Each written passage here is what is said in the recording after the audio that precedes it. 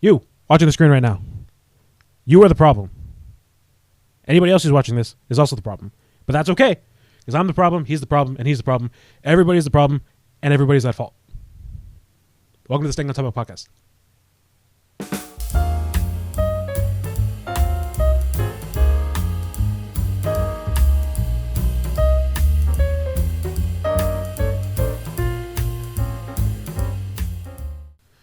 Welcome to the Staying on Topic podcast. My name is Ruben. I'm Vic. My name is John. And we're going to be discussing the Prismatic Evolutions problem. Yes, it's a big problem. A lot of people couldn't get stuff for Prismatic Evolutions. It was released this Friday. At the time of this recording, it's Sunday. We're also going to be talking about a bunch of other stuff. The Daredevil trailer dropped earlier this week. The Nintendo Switch 2 was also revealed. Those are probably going to be the big things that we're going to talk about. And there goes the duck. Of course, he starts right when we start recording. Hopefully you guys can't hear that, but if you can, we're sorry. We can't really deal with that. But yeah, anyway, like I said, we're gonna kind of just get into it. It's very cold. It's pretty cold tonight. Yeah, it's pretty cold. I don't know about you guys, but I feel good. Oh, you're usually outside though. Yeah. Yeah. Awesome. Anywho, I guess before we get into all that, how you guys doing? Pretty good. Pretty good. Trying to stay warm. Yeah, we're same old. Yeah, we're getting a cold front this week. Yeah. Hopefully some snow. Guess who has Texas to work? and snow. That's kind of weird. Yeah, guess who has to work on Monday on the outside? Yeah. Hey, you get to be in the snow. Yeah. Yeah, but the last time it snowed, all hell broke loose for like a couple days. Yeah. It was pretty bad. Yeah, it was. Like everything like shut down, and Yeah. nobody knew how to function. Yep. It's a problem with Texas. They don't know how to. Yeah. Oh my God, icy roads. We're My not built goodness. for the cold. Yeah. Well, that's like the sub part of it, but like the major problem was government officials didn't know how to handle it, and we weren't prepared. Oh yeah. Infrastructure. Hey. It's already happened before, so maybe they have an idea now. Yeah, but that was 4 years ago. You know. I think they had concepts. Before. I'm sorry. That's Hey, come on. You know. I don't know about that. But yeah. Anywho, I guess we'll just go straight into what we're going to talk about. And the first thing we're going to talk about is the Daredevil trailer. Because, oh boy. Yeah. It was good. Really, really good. It was. No, you guys are downplaying it. It was awesome. No, it was awesome. It was I'm just great. not like you know, it was good, you know? Yeah, Ruben was really like awesome. that. Oh, yeah, Yeah. I was glazing it up, dude. Like, I'm pretty sure I've said it on the podcast. Daredevil, like the show, is probably my favorite piece of Marvel media that they've done ever since like they started the MCU. Because granted, like it's one of those weird things, right? It's like, was it in the MCU? Was it not in the MCU? Yeah. And clearly from the trailer, they are kind of bridging the gap of being like, hey, yeah, no, everything that was done before is canon, which is cool. Yeah. Like they didn't have to do that; they could have just retconned everything. But it looks like that's the way that they're going. Yep. And they could have just, you know, continued it without showing anything previous. But I mean, it looks like they're actually putting some stuff in to show that it is a continuation. Yeah, continuation. So yeah. that's yeah. Hey, it was touch and go Pretty for awesome. a while though. Yeah. But you know, if you've seen it, you understand what we're talking about. So what was your favorite part of the trailer? I don't think I have a favorite part, but I'm just I guess if I had to like narrow it down to favorite parts, was just anything that looked gruesome, that looked like it actually hurt. I get it. Because my biggest concern was that they were gonna like wash it down and water it down to something that like it didn't resemble what the original show was. Yeah. But like after watching the trailer, I think I can confidently say that they're leaning more into what made the original show so great in terms of like it's not really gory, but like, you know, it's brutal. Yeah, it's more brutal. It's darker. It's, you know, little more adult themed than your normal superhero show. You know, because like the normal MCU stuff, it's like there's like this. It feels like there's this like grandiose thing. Like they have to make everything look bigger and badder, and like things have to like.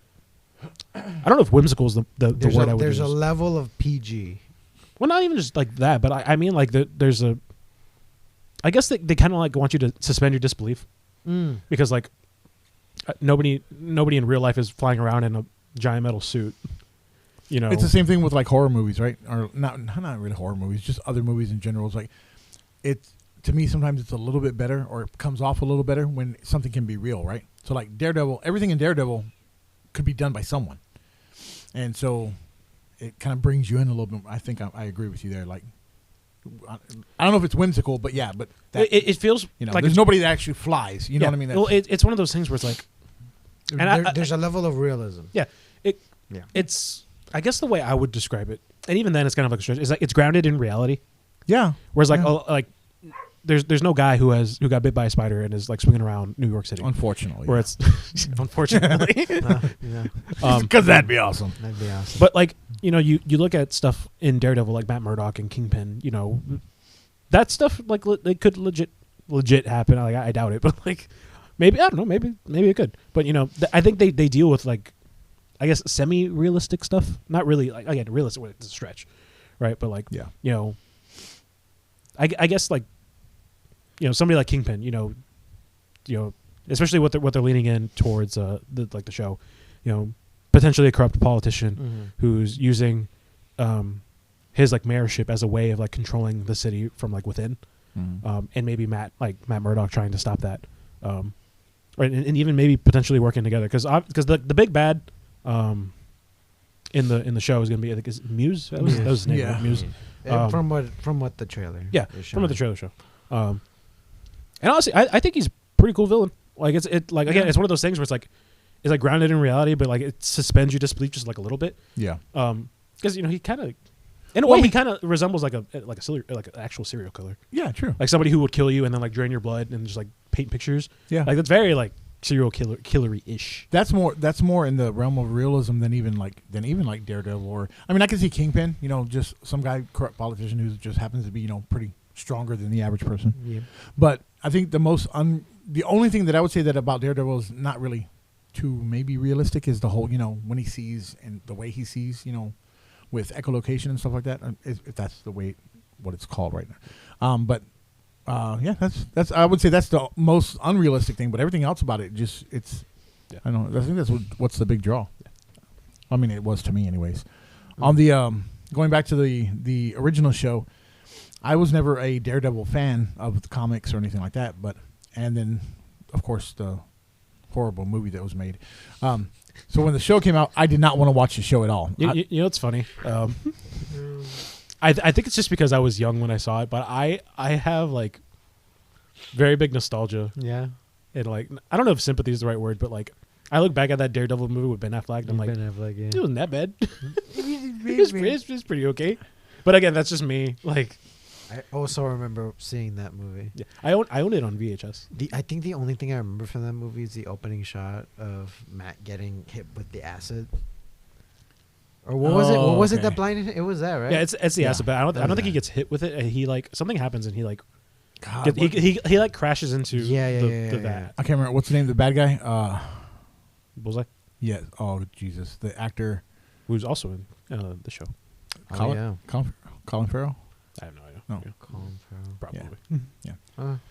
I just remember the certain faces he would make in the movie. It was just like, oh, this is that's horrible. literally all I remember from that movie. Yeah. Anyways, so I remember some things. Like I remember having to explain this to a friend of mine, because I was talking about the Daredevil movie and having it on VHS, and I remember having to explain like on the VHS tape that they sold, because like one of the songs that they were like releasing like alongside the movie as like promotional stuff was a "Bring Me to Life" by Evanescence. So if you bought the VHS, they gave you the song. Well, they didn't give you the song; they gave you the music video on the tape, and it would play right before the movie, and it would have like cuts of like the movie in there. That's cool. Yeah. So, but they were like, no, they didn't. They didn't just give you a music video. And I was like, yeah, they did. It's like right before the movie plays, which is crazy because like.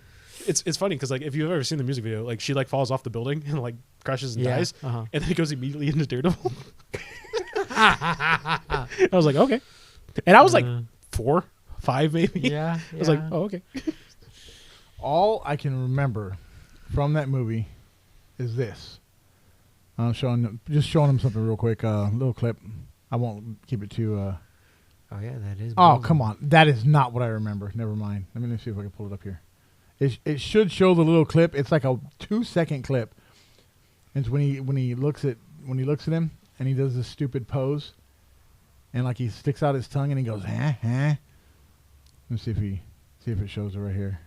I don't want to have any dead time. This scene right here is the one I remember. Really? The one on the plane? Yeah, where he ricochets the peanut into the old lady's mouth and she dies. And she died. And then the airplane attendant is like, "Oh, she's sleeping." That's the one scene I remember all the time.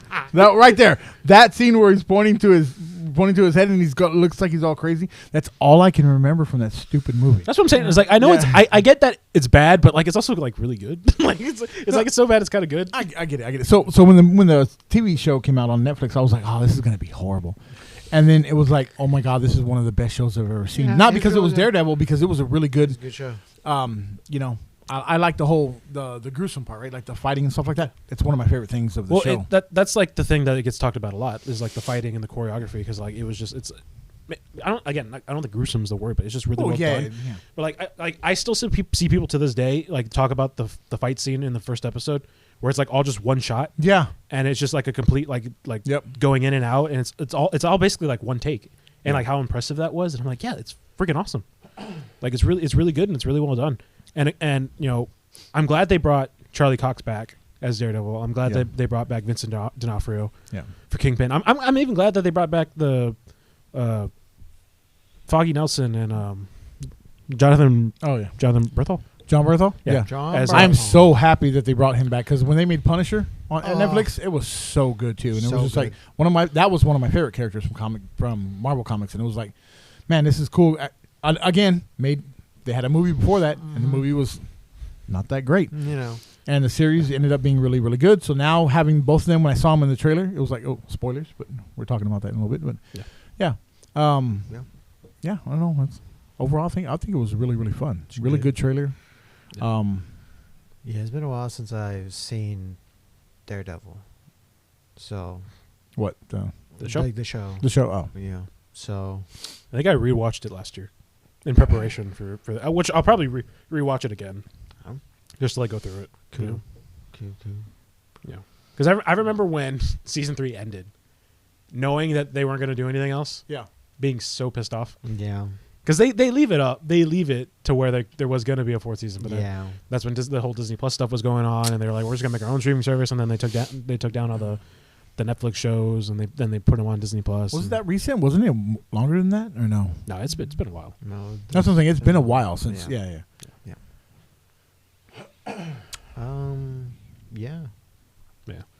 Again, I'm super excited. I would say this is probably the thing that is making me the most excited in terms of like the MCU for the year, which is crazy because there's a lot of stuff this year. You know, we have Captain America next month. Oh yeah. And then Daredevil's following that, and then Fantastic Four is later in the year. Yeah. You know, there's a lot of stuff for the MCU this year. A lot of world building. Hopefully Fantastic Four goes well. Hopefully. You know, I know Daredevil's going to go well. That's why I'm not like hopefully it's going to go well. It's its own thing right now on as a series. But what's it? 18 episodes? Something like that. I have no idea. Because they went through like a complete rehaul of the series. Oh. So like I don't know if like in the rehaul they just decided, hey, let's shorten it a little bit, or if they kept it. Because I think when it originally announced, they were like, yeah, we're doing 18 episodes, which I was like, holy heck, wow, that's a lot of episodes. Like that would have been that would been like 2 seasons, right? Yeah, that would have been the longest Disney Plus show, because like most of them are like 6, 8 episodes at most. So I was like, hey, 18 episodes. Like speaking of speaking of that, like, did you see how'd you like the Captain America trailer? Was it okay? Or was it like your opinion? I don't know. I kind of liked it, but just the trailer. I'm gonna see it. Yeah, same. Like just because it's a Marvel movie, sure. I'll go see it. We'll probably go together. Yeah. Because me and Vic and one of our other friends, we tend to go. We tend to go whenever there's a new release. What didn't you like about it? Like the main thing. Like what's your here's the biggest gripe about it? I don't think it's bad. I think like again, it'll be fine. I think if the movie does bad, it's I think the victim of itself, because that movie was another one that they did reshoots, and then the script got changed because like at one point, for all my wrestling fans in there, Seth Rollins was supposed to be somebody in the movie, but then the rewrites happened, and now his character just got cut completely. You know, and I think that's when they put Giancarlo Esposito's character in there. Okay. So like that movie's been through like rewrite have to rewrite. Yeah, And that's a Yeah. mess. that's what I'm saying. It's like if the movie doesn't do well, it's not because it's a bad movie. I think, well, maybe it's because it's a bad movie, but like it's There are other factors. yeah, that there's other might have- factors. Yeah. And then like I still think that there's a general like distrust in Marvel still currently. Oh, like yeah. like I know Daredevil, Deadpool and Wolverine did really good, but like I think that was going to do well regardless. Mm-hmm. Like all Disney had to do was not mess with it too much, and not interfere. yeah, as and they much, basically yeah. did that. But Yeah. like the stuff before that, Yeah. Yo, there What was the one before that? oh my god, The Marvels. no, it wasn't. No, it wasn't. Wait, was it the Marvels? Was it the movie? It might have been the Marvels Yeah. because it was. I think when stuff really hit the fan was there was Quantumania, and then I think it was Guardian. Was it Guardians 3? Did you not like Quantumania? I thought it was fine. I think it. I enjoyed Quantumania. I think it thought was better good. than like a lot of people were saying it. Don't get me wrong. I think some of the CGI was bad. Like I don't. Okay, yeah, no, I I still- get that. I still don't think Sure. MODOK looks good. Like Oh no, it was horrible. But I love that it was horrible. To me, I was like that made it even more. That made it even better. I know a lot of people dogged on Quantumania online, but I don't know. It was I love Ant-Man. Ant-Man's another one of my favorite characters. So it's He's just a like good and character. especially being played by Paul Rudd, one of my favorite actors. So it was just like, oh, this is I don't even care what anybody fucking thinks. Excuse my language. This is to me it was good. I like Quantumania. I like that they were trying to tie in I certain enjoyed it. things. I enjoyed it. And but yeah, I don't. But I agree that I didn't like the Marvels. I didn't. It was a bland movie. I don't. Here's the thing. I liked the Marvels up to a certain point. Like Well, I didn't even go to see it. I didn't you didn't go. I didn't go see it. Were you working that day? Because I remember I saw it with Vic. With our With friend Josh. Josh. I think I might have been working. So what Well, point maybe. was it? It's when they We go. talked about it. Is that It's when they go to the planet where they Okay. all sing. okay? Here's the thing. I get that these are superhero movies, and then like there's gonna be like phantasmal elements and stuff like that. Yeah. But that actively took me out of the movie. Is that The musical that part. video I've been watching? The musical part. Yeah. Because I remember seeing around that time there was like a prevailing video of like I'm thinking the actors of that movie singing. And They I'm went like, there this because is like she was weird. married to the guy or something like that, and Yeah, she- I can barely. I remember think she it, gets married to the guy because she was trying to bring peace to the planet or I something. don't Yeah. know. I don't know anything about the story, but I just saw a bunch of the Yeah. actors singing. After they get to that planet, the rest of the movie I thought was. Yeah. It just took me out of it. Like it didn't matter if the rest of the movie was good. That took me out of it because I was like, this is like it's too ridiculous. Yeah. Like even for a superhero movie, it was like too ridiculous. Well, between She-Hulk, what's another one? Well, She-Hulk's bad because She-Hulk doesn't. It feels like it doesn't matter. True, too. But what I'm saying is Marvel made it, and they didn't do it justice. I mean, She-Hulk's a great character in the comics. Yeah. They did it. They didn't do a Yeah, good because job. like I like Sorry for the yeah I stuttering. like the woman who plays it's Tatiana chilly. something. Yeah. I thought she was actually really good Yeah. for the role. I think she plays kind of like that kind of quirky, kind of like fourth wall breaking kind of thing. She does it pretty decently. I didn't like the story. She was cool. I didn't like the story. Yeah, because the story doesn't matter. Like, Yeah, I know. Like They didn't. it- it's the one Marvel show I feel like you can just watch it and like it doesn't matter. And that's saying something because like again that's Daredevil's in there. And like He is in the there, Daredevil yeah. episode's probably like the only one that I actually like, because it's Daredevil, and he just does Daredevil things, and it looks cool. Like Well, okay, if you're gonna say that, then to like Miss Marvel, that could have not been made as well. That's another. Granted, Miss Marvel was better than She-Hulk. For a while there, I was like, this is a crap show, but I watched all of it. It was pretty good. But it's one of those like, did you really need to make it? Like, I don't know. I didn't enjoy it as a Marvel show. I don't know, maybe it's just me. I thought I liked it. I enjoyed it. I think a lot more than other people did. And I think it mostly boils down to like the actress who actually plays Kamala. Yeah. Mhm. Oh yeah. She. Yeah, I think she just embodies the character really well. She feels like just that overzealous kind of like Marvel nerd. Fangirl. Yeah, the fangirl. Yeah. And I she just portrays that really well. Like again, like going back to the Marvels, like there's like the only active thing in the movie that I actually like. Oh, hey, this she's really good in it. Like Great. yeah. Like and again, like I thought the movie was fine up to a certain point, but like even after it got not great, I was just like, Well, I at mean, least she's carrying. They've proven they can make a great show. I mean, they made Moon Knight, which didn't really need to be made. I know I dogged on it at the beginning. It was a great freaking show. Yeah, I enjoyed that show immensely. Yeah, but I'm saying as a character in the Marvel universe, it didn't need to be made. It really didn't connect. Yeah. But them making it was a good choice. They did a really good job. And if they had said it was a standalone thing, I'd be like, amazing. oh yeah, cool, yeah, whatever. Great. But as a Marvel thing, it's like it was still But I'm saying it was still a good show, whether either issue. But Great so they proved they can make a good show. Loki, I mean, it's amazing. But there's just certain things like, what are your choices? Like when y'all sit down to storyboard all this and like, hey, I think this is a good idea. Well, where's the person to say, hey, no, this is not a good idea. Yeah. I think that we've talked about this before. Maybe it's just an oversaturation, or like they're doing too much. Rather not saturation, but yeah, they're trying to do too much and need to take a step back and do less better things. Yeah. Quantity over quality. Yeah, please. No, quality over quantity. I said yes, and then I had to think about it. Wow. You know what's hilarious? I think I was about to say it right the first time, and then I did it wrong. Vic wants more bad stuff. More bad, less good. I want She-Hulk season 5. Thank you. With the return of Hulk's son. Yes. Jesus. You know what's funny? That made me mad. I was visibly upset. When he came back with the kid with Scar, I was like, what? Have none of you read a comic in your entire life? Why did we get Planet Hulk? Oh my God. That's another thing. It's like that was one of those things where like it felt forced. Like it felt like, hey, let's just do it. Like without any like reason as to like why to do it. It feels like Hulk got shafted the MCU, and I'm not about it. I'm not about it. Well, yeah, I mean, you look at like Infinity War to Endgame, all of his like character progression happens off screen. Yeah. And it's like, okay. I'm really mad we did not get I mean, I understand why, movie studios and stuff, but I'm really upset we didn't get a Hulk series. Dude, I would have loved a Planet Hulk movie. With him,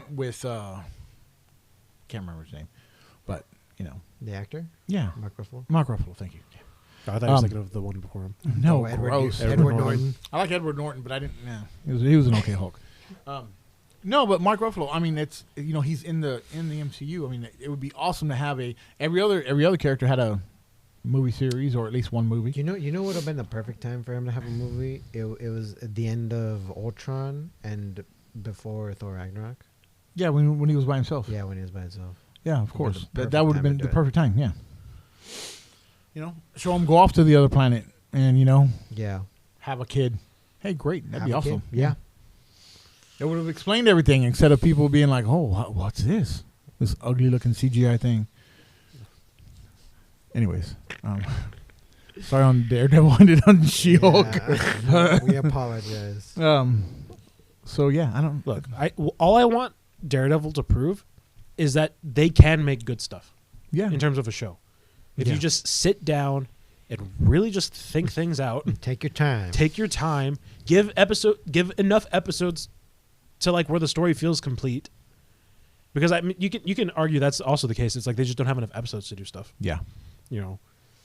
Especially like for some of these shows, it's like they have 30-minute episodes. And I'm just like, you could have given them 45, maybe an hour, for an episode. Like I'm not really saying like I'm worried, but like if they went with the whole 18 show route, like what they previously said or whatever, looking at the trailer, I'm a little not worried, but like seeing the progression of the trailer from what looks like the beginning of it to where it's going to end up is like, can you really put all that into 18 episodes? 18 episodes of Muse? I mean, maybe, I guess, but like... Oh, because there are sometimes shows that might go a little too long. Yeah. Well, here's the thing.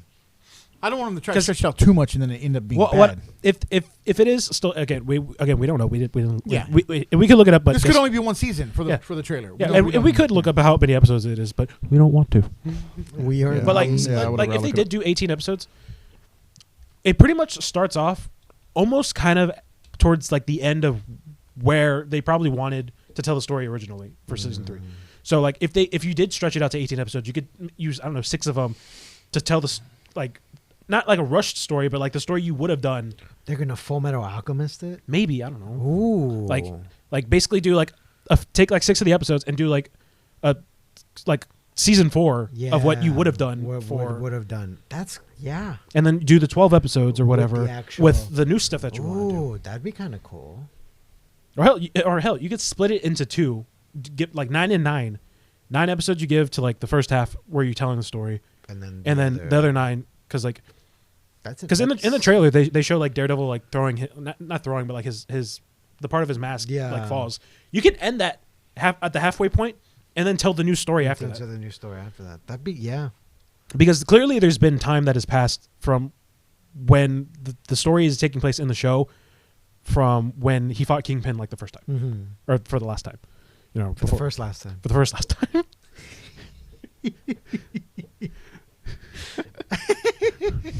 For the penultimate first last time. Yes.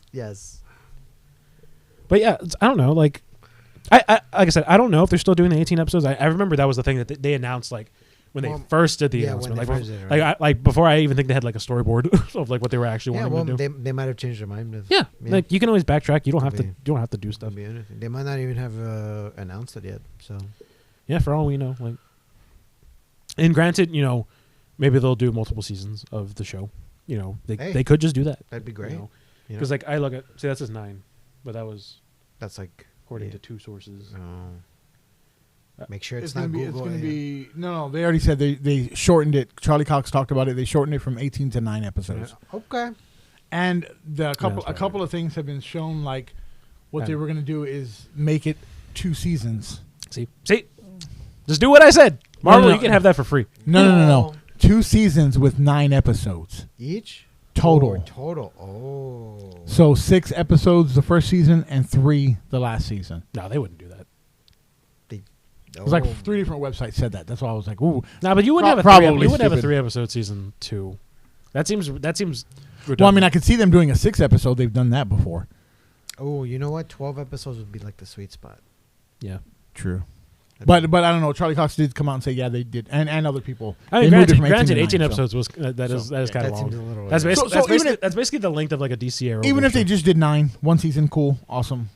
You know. Yeah, 9 episode season would be cool too. I could see that trailer being split into 9 episodes. You know, hour-long episodes, please. You know that.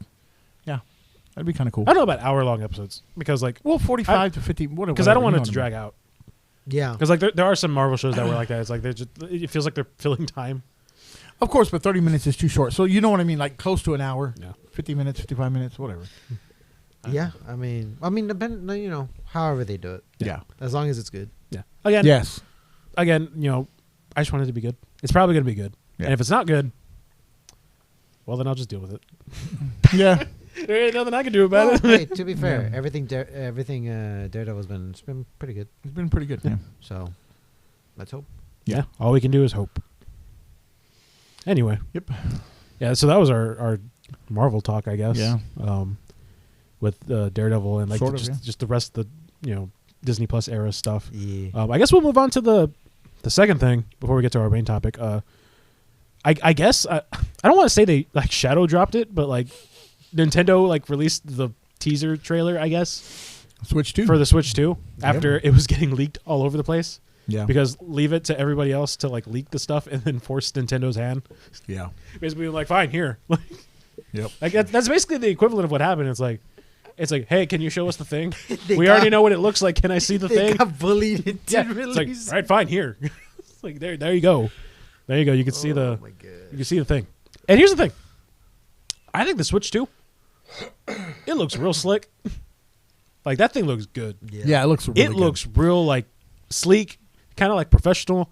Yeah. Like I love granted, I really liked the neon Joy-Con like colors that they were using for like the actual Joy-Cons. But there's something that just looks so sexy about the matte black with like the neon accents. with the accents. It looks looks so good. better. It just looks better. Damn. So good. Like, because at first when they showed the little video and it showed like the top, the red, and then it goes down underneath, and I was like, oh my God, that looks so good. Very sleek. Yeah. I like very simple things like that. It just so when they made it, it was like, oh my God. I mean, when they showed it rather. Yeah, but like I said, this had been going around for like weeks, months at this point. Like just like people with like renders, people had like the physical, not like the actual like physical thing, but they had like 3D rendered, 3D printed stuff of like basically what it was. Right.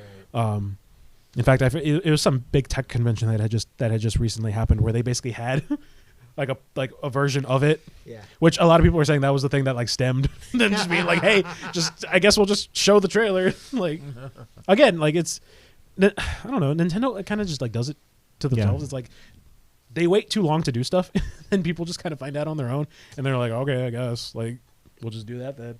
Had they also not announced it like in Japan first? All that we had known was that it was coming, that a Nintendo Switch 2 successor was in the works, that was going to release this year, but we hadn't seen like anything, like no specs, no nothing. That made it a little worse. Yeah, again, it's like Nintendo does it to themselves. Like I don't know why they're so secretive with their stuff, and like to a point, it's like I get it, but like I also like people want to know, Yeah. and the people who really want to know are gonna take it upon themselves to go and find out. Yeah. So it's like, why even bother? But I don't know. So, I guess I don't know. What do you guys have? Do you have any thoughts? Just how it looks, I guess, because they don't really show it. That's all they showed. I mean, Yeah, they don't like show specs, even though I'm sure somebody has already released the specs. Doesn't it have like No, smell it's- vision yeah, or whatever? No, What? It does not have smell vision. No, it does That not. would be crazy. Please don't do that. No. Oh my goodness. I do like that it's I bigger. think they did release a basic specs. Yeah. Let me see. I do like that it's bigger. Well, Yeah, it's Like like, even the Joy-Cons, they're like substantially like bigger. 3/4 of an inch wider or Yeah. inch wider. My only like criticism of it yeah. was because I think the actual screen size is about the same as the OLED, but the bezels are as big as like the original Switch. Well, it looks like they said that it's a little bit bigger than the OLED, the screen. Yeah, but like I don't know. For me, it's like the bezels are super big, and as somebody who like over the years I've been like, man, we should like trim our bezels because like I don't want like a screen and then see like giant black bars on the side. And granted, they're probably doing that so that they could release a better Switch later on where the bezels, because that's basically what the OLED was. It was like, hey, here's a bigger screen. Our bezels are smaller. Like, pay up. And you know what the problem is? And because I'm part of it too. Yeah. I'd probably like upgrade because I'm just that guy. So yeah, 7-inch display for the Switch, and the predicted a 8-inch display. Oh, so it's like an inch bigger. Yeah, it's a full inch bigger. So I mean that's you can see a lot more in it. Hey, that inch does a lot. Yeah, I don't know. That's pretty big. Let's see, 4 cores. Moving from 4 cores to 8 core, so better Yeah. processor. Hey, there we go. Better video card chip. Yeah. And just looking. I mean, we're looking at that picture on the Yeah. on the internet, but just looking at the neon accent, it just makes it look so nice. Very Even though it's sleek. just a 2, and it's cool once they release, and you can see the inside. I don't know. It just there's something about it. That is one criticism I have seen of it online, is because like the actual thing that like connects it is like this little. It looks like a little chip essentially that like plugs into the actual like Joy-Con. People are like, oh, that's gonna be easy to break. Nintendo didn't like, and it's like, guys, I'm pretty sure Nintendo has drop tested this thing, has put it through the ringer of like things that could possibly happen, because Nintendo is a family company. They know kids are going to be playing their consoles. Yeah. Like I'm pretty sure they have stress tested this thing. Well, I mean, it sinks into the plug, but it also looks like the red and the blue sections of the accents sink into it, and then you said it's magnetized as well, right? Yeah, So there's a little like So clicky thing. it's not just going to be where you just easy just pop out. Now, granted, if you're sitting here saying, I've seen this argument as well, like, oh well, it can be broken by going like this. The original Switch, that's exactly how the Joy-Cons break, because people go like this. I said if I go after 2 to 3 weeks of my son playing his Switch, I'd get the blue one and it'd be loose, and I'd have to take it off, tighten the screws for the little rack, little slide rack, and it'd be okay. It's all set again. About 2 months later, both of them are loose again. Have to tighten them up. If this gets rid of that, I'm all for it. Just I'm not being mean, but like, don't drop your stuff. Yeah, I think it's just one of these things where it's like just be careful. Like, Yeah. I mean, that's with everything, right? yeah. And don't get me wrong, I get where some people are coming from. Like, yeah, because there are gonna be kids that are just like too rough with their stuff. I personally was never that kid of like just will just like toss around their stuff or like be rough with their toys, because like I didn't get a whole lot of stuff when I was a kid. Mm-hmm. So I was like very like, hey, everything I remember when the hands fell off of one of my Power Rangers toys, I was so devastated. Like I was in the parking lot of the church I was going to at the time, and like I just remember like trying to, because it was one of these like weird transformable like Power Rangers. Like it was like a bulky Power Ranger, but it would like transform into like one of the auxiliary like weapons, and it was like paw, like kind of like claws for like hands, and you would have to turn it. And I remember turning it and just like, and I was like, just like in pure shock, and I was like, can I get? I don't. What do I do? I was like, I can't glue it, like, because if I glue it, it's never gonna be able to move. Yeah. So I was like, well, I guess you don't have hands anymore. So like I said, like just be careful. Like I don't know what else to say. Just like, or like better yet, like don't get your kid this $400 thing. Yeah. Like if they're like 5 or 6, like I'm assuming they're still gonna be like selling the Switch Lite. If anybody who's a parent is getting their kid a $400 Switch, don't. And we're not saying 8 and 9-year-olds can't be responsible, 10-year-olds can't be responsible. I mean, if you teach them, then they will be responsible. If you know your kid can handle it, great. Or get it, let them play it on a TV, and get them a wireless controller or get them a controller for it. I mean, and if they break that, that's only that. Yeah, or just get a warranty. I don't know. Yeah. But also another argument was like, the power, right? What is it going to be able to play? What is it going to be able to, the graphics? Because the Switch, unfortunately, a lot of games where you play games that are on other consoles, you're like, wow, this is really laggy, or this is, Let me play, and it's dead. Oh yeah. Oh man, I tried to play Smite on there. It's one of the worst experiences I ever had. It works. Okay, sure. but moving up from what the video card and the processor, it looks like the RAM is moving from 4 gigs to 12 gigs, and it looks like the onboard storage from 32 to 256. Damn. Whoa. Yeah, that's what I'm saying. That's crazy. A big increase. So like I remember when they made the jump from 32 to 64. I was like, yeah, that's pretty good. Yeah. You're telling me 256? And it's going to have 2 internal fans apparently instead of 1. Battery life apparently is like almost doubled. That's crazy. That's good. Let's see. That one's it gives about 4.5 and 9 hours of battery life. The other one is, I want to say, I'm just scanning down real quick here. 5-watt draw. It doesn't. Wow, it doesn't say this one. Okay, it doesn't say this one. Paragraph of text. Yeah. It just comes with a bigger battery. It's rumored because of course we don't know exactly what it is right now. Let's just say on like if the original gets 4.5 to 5, let's just say on a good day it's probably going to get like 6 to 7. And new USB-C port. Yeah, there's a USB port on top. On top, yeah. There we go. Yeah, so there's the one for the actual dock, and then there's one on the top. Getting it with the times. Yeah. So I don't know. That's cool. Wi-Fi 5, Bluetooth 4.0 connectivity. So I mean, it's an upgraded console. It's an overall upgrade. Yeah. That's pretty good. Now here's the thing: even though it's upgraded, keep your expectations low. It's still a Switch. Like it's still a Switch. It's not playing PS5 games or anything. Yeah, no, like that. they said they did say that. I think when it's docked, it will play like a PS4.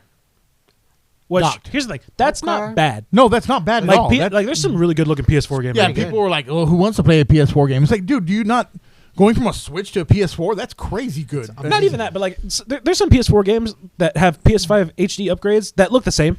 Yeah. Like you could play The Last of Us Part 2 and then look at the Last of Us Part 2 remastered. They look the same. That's what I was going to say. The PS5 doesn't work. It's not like, amazing graphics for every game. I mean, there's still some really, really amazing games on PS4. Yeah. So, yeah, if that's the case, I guess because of power capability, so when you take it out of the dock, it's going to work at a decreased, of course, graphics and everything. So, which makes sense. Which makes sense, yeah. But I think that's pretty awesome. It's great. Yeah. So, overall... Granted, good job, Nintendo. I mean, like, granted, if you're wanting those PS5 experiences on the Switch, just get a PS5. Just get a PS5. Go buy an Xbox. Go buy a PS5. Go get a PC. Like I've never understood people who want like Call of Duty on like the Switch. I'm like, why? Yeah. It's Nintendo. Get Mario Galaxy. I mean, at that point, just you have a cell phone. Download Call of Duty mobile. If you really want Call of Duty on a handheld device, I mean, there's a reason nobody tries to compete with Nintendo in terms of like certain games and genres and stuff. Yeah, because they do it well. Yeah, because they do it well, and then like Nintendo doesn't have to compete with anybody else. Yeah, like granted, you could say like, oh, they have to compete with like these people who are doing like, handheld consoles like your Steam Deck and your Asus ROG, whatever the heck. Sure. But people who buy Steam Deck and the Asus ROGs and all those, I mean, they're PC players. Yeah. So you're not really competing with them at all. I mean, they don't. And sometimes those PC players have Switches as well. Yeah. It's not. I don't think that's necessarily competition. Well, that's the thing, right? It's like Nintendo's in like a very like good thing for them, because like you can't play Mario on your PS5. You can't play Mario on your Xbox. True. You can play Mario on your PC, but you gotta like. You gotta. You have to go find the One Piece for that. Yeah. Yeah. Like, or you can do the dreaded emulation. That's what I meant by That's what he meant by the One Piece without saying it. Without saying it. I'm not trying to get us taken down. Emulators. Yeah. Well, we've said our piece on emulation. Yeah, we talked about that before. Yeah, it's all right. Go watch that part. I forget. I think it's like our first. It might be our first or second one. Second one, Yeah. Somewhere deep in the vault. Yeah, we say our piece on that. But yeah, I'm probably gonna pre-order it when it does come out. They're gonna do a Switch 2 Direct. I think it's April 2nd. Yeah, April. Which I will be watching probably live if I'm up early enough. Yeah. Who knows? Maybe we can watch it together. One other thing. They don't mention it, but in the reveal trailer, potentially Mario Kart 9. Oh yeah. Whoa. And potentially up to 24 players at one time, which is crazy to think about. Yep. Because I still get baffled at the idea of 8-player Smash. So you're telling me I could put 24 people in Mario Kart? That's crazy. Someone was talking about that. They had rumor mill leaks about, because I remember you talking about the other day, talking about the Mario Kart one, and so I started looking up, and I could have swore that. Let's see. Times are moving. Just checking real quick, see if this is. Ooh. Hate looking at websites when you never know if it's correct. Oh, Mario Kart. Yeah, Mario Kart. Gross. Oh, Little Lands. Okay. Bistario. Whoa. Synth Beats. Horoscope. Wow. My Time at Evershine. Okay. That looks like a. I don't know what the heck that looks like. So yeah, whatever. It's like a Stardew Valley kind of. I guess, yeah. Well, the one game that they didn't show, that I believe was confirmed. I don't know if it's still a rumor. Halo. Oh yeah, Halo's coming to Switch, as well as PlayStation. I think. Did we talk about this last episode? I don't remember. Touched on it for like we mentioned. Like very Xbox is giving up. Microsoft is giving up. I don't think they care anymore. Cool. I believe it was rumored it was the Master Chief Collection. Cool. I'm not gonna. I might. I was gonna say I'm not gonna get it. I might, just to have it. Because at that point that's history. That's history. That's history. It's I want a physical copy of this game. Were you there when Xbox gave up? Yeah, basically, yeah. It's like, hey, were you there when Xbox said everything's an Xbox? Oh man. Ooh. Yeah, I think that's everything. Oh no, it's not. Well, this is news, but it's also not news. The Switch 2 is going to be backwards compatible with the Switch 1 games. Yeah. Again, they didn't have to do that. No. But they also they have a history of doing that. Like the 3DS was able to play DS games. Yeah. So it makes sense. I don't know if they're going to look exactly the same. I think you should at least make the cartridges maybe a different color, just to differentiate the two. Yeah. Again, that's what they did with the 3DS. But it's cool that they did it. They didn't have to. I mean, yeah, they could have just been screw you. Buy new games. Yep. Buy new games. I do hope that it's one of those things where if they have a game and it's you can either buy it for Switch or Switch 2, that there's kind of a reason to buy the Switch 2 version. Yeah. In terms of maybe it just performs a little bit better, or maybe there's something added to it, because unless they're gonna do the thing where it's you buy the game and it'll work for both, but I don't know what you would do. Maybe it looks like the Switch 1 cartridge, but you could just play it on your Switch 2. Yeah. Well, it also depends on how far into the future are they going to keep continuing to Switch Switch 1 games. I'd give him half a year. Half a year? No, not half a year. Half the life cycle. Oh, okay. Maybe even less than that. Probably 2 years. I would get. Could the 3DS play Game Boy Advance games? No. Okay. No, the only one that plays Game Boy Advance games on the DS line was the DS Lite and the original DS. Because the DSi they got rid of that thing. I saw the argument too with people saying that wow, they thought that Switch to new consoles coming, they're gonna move from cartridge. It's just like why would they do that? No, it works well. That's Yeah, I mean they have a history of just like, hey, the cartridges from the last thing work on this one. yeah, and I mean they still have the whole download, buy and download if you want, just like the other consoles do. Yeah, But I mean, like, I'm sorry, there's something about having a cartridge. It's like it's a little more indestructible than a disc. You scratch a disc, you're screwed. Well, here's the thing. I get why people want to move away from cartridges because like a lot of the times the cartridges don't hold a lot. Like there's sometimes where you get the cartridge, but you still have to have like an external download for like your game. Okay, but here's the thing: the only people who have done like the portable console thing and didn't use a cartridge was the PSP. It used the UMD discs. Yeah. And you know what happened? They stopped using the UMD disc for the PS Vita and went to the cartridge. Yeah. Because it just works. Yeah. It saves space. There's if you have a physical like disc reader thing, there's more problem that can arise. More wear and tear on the wear and machine, tear. yeah. It'll just stop working, and then at that point you got to replace the whole thing. Cartridge, like, if anything, like maybe it just doesn't eject as quickly. It might get stuck. There's pros and cons to both. But at the end of the day, a cartridge is just gonna inherently It'll work last better. longer Yeah, it's just gonna be better. That's why there's still original Nintendos out there still working to this day. Mhm. Yeah. You just got to blow in them. You just gotta blow it in. I think I still have my. But I mean, DS it's still. I mean, it's a cartridge. You put it in there, little tabs. The tabs. And we're back from that cut. Hopefully it was good. I didn't do it. We were talking about the Switch 2. We kind of ran its course with that. Yeah. Basically, we're all excited. Me and John are probably gonna get it. Yeah. I'm not. Yeah, he's probably not. We'll I do don't a know. review on it once we get it in. Yeah, Play it a little bit and give our thoughts and everything. and maybe we'll buy Vic one. Probably not, but if we did, that'd be kind of cool. Hey, if I could do yours, you don't need to. Yeah. Cool. Awesome. Yeah. Anyway, now I have to get to serious talk. Serious talk. Very serious. Serious talk. We're gonna address most of you directly. Probably not. I don't really care. I mean, I do care, but I don't. We're gonna address all of us. Yeah, all of us. You see this?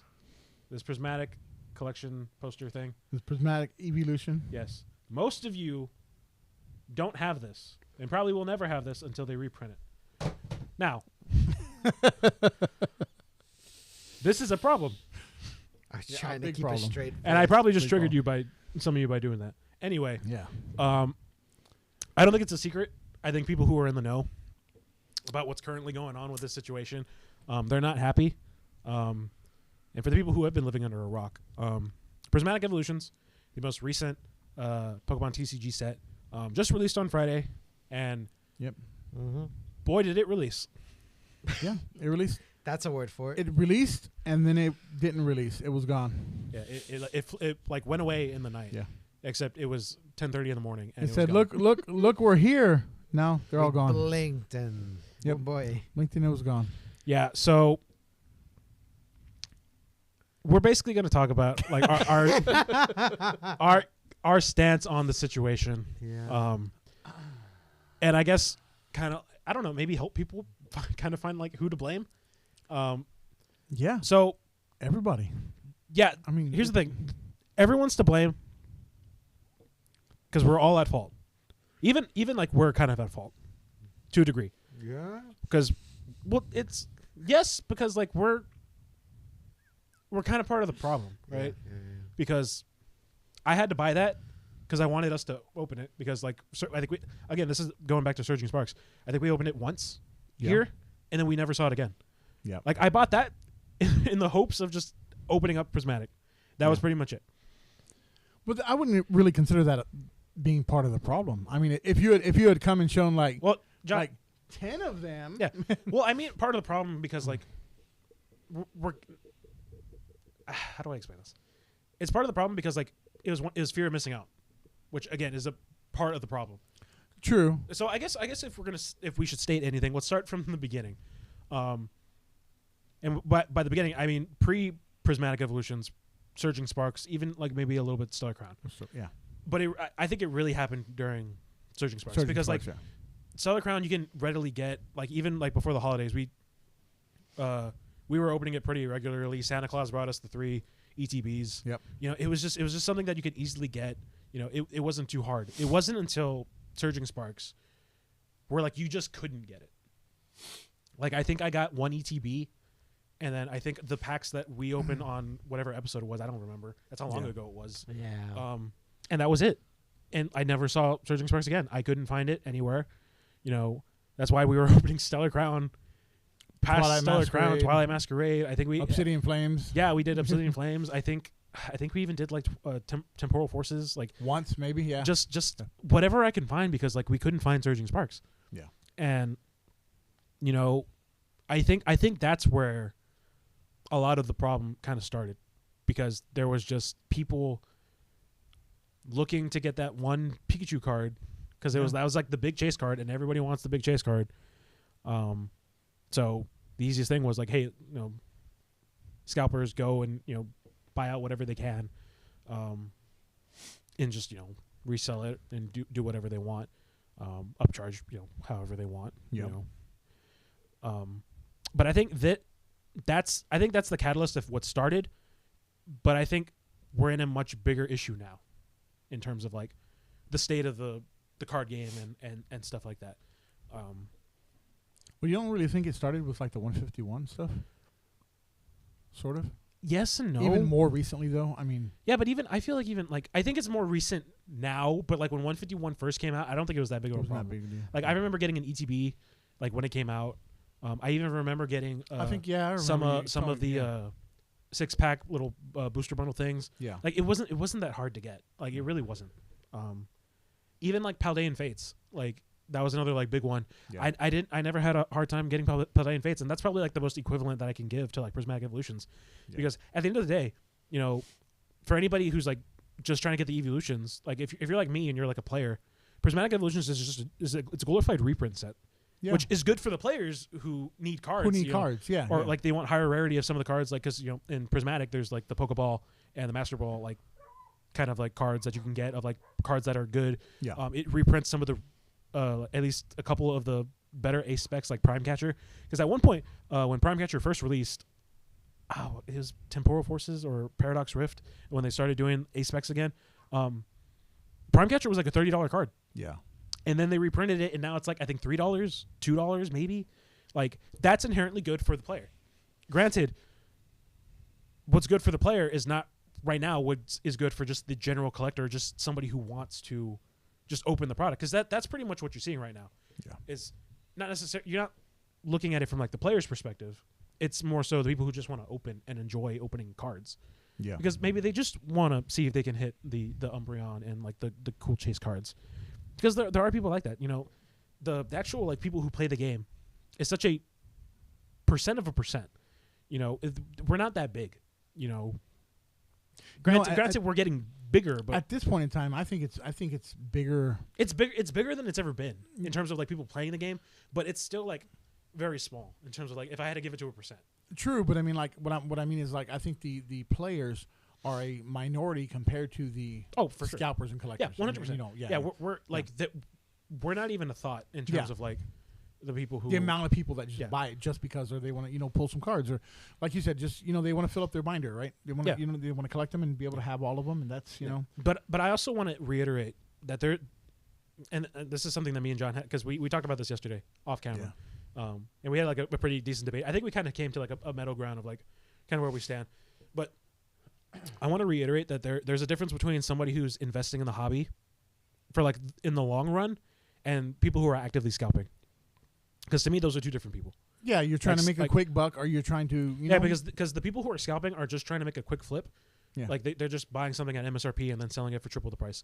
Whereas like somebody who's investing in it is actively doing it with like the hopes of doing it later on down the line. Yeah.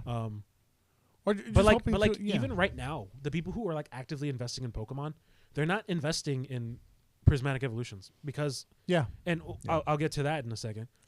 It's been confirmed that they're gonna up production and they'll just buy it later on when there's enough of it to go around, and just buy it at MSRP and then hold on to that stuff. Nobody who's investing in Pokemon right now is investing in the new stuff. They're trying to get the old stuff because like. Yeah. That's the stuff that's going to get harder to get because eventually they're going to stop reprinting those, and that stuff's going to go up in value. Right now we're seeing a lot of the midway point of Sword and Shield era, like that stuff's starting to go up in price, like Battle Styles and Chilling Reign and Evolving Skies, and that sort of stuff. Nobody who's actively investing is. You're not finding investors in the I mean, if you watch like videos and watch stuff online, people fighting over, boxes being put out at Costco or Walmart or whatever else. It's like, or the lines going around to Walmart just to buy, those aren't investors. Investors aren't there like beating each other up over a Pokemon card. That's people who want to make a quick buck and flip it around and sell it for 5 times the price. Yeah. And I think that's, along with maybe a company not printing too many, that's to me, that's the biggest problem. It's just like, okay, it's cool to, make some money, but at the same time, it's like, man, it's a kid's game. Like, I mean, it's no, and that's basically what it is. Like, and I understand you can have, collectors are cool, and you can, even make some money and stuff. But I mean, at some point, you got to look at yourself and be like, okay, you know what? Maybe I can only I'll just grab 5 of these, and not like fucking, shove somebody the other way just to grab 10 to 15 to 20. Or, you're walking through a Walmart with like 2 baskets full of every ETB you bought them out. And it's like, oh, screw you kids. It's just like, I don't know. I think that's been a problem for a little while, but it's just getting worse and worse and worse as, especially in recent times. Yeah. So I guess before we get into like the tier of whose fault it really is, we should start with who I think the actual culprit of whose problem or like whose fault it actually is. And I don't want to burn bridges or anything because maybe one day we'll work with them. But at the end of the day, they saw how hard it was to get Surging Sparks, and whether they just didn't do anything about it or something was out of their control, but they didn't let anybody else know.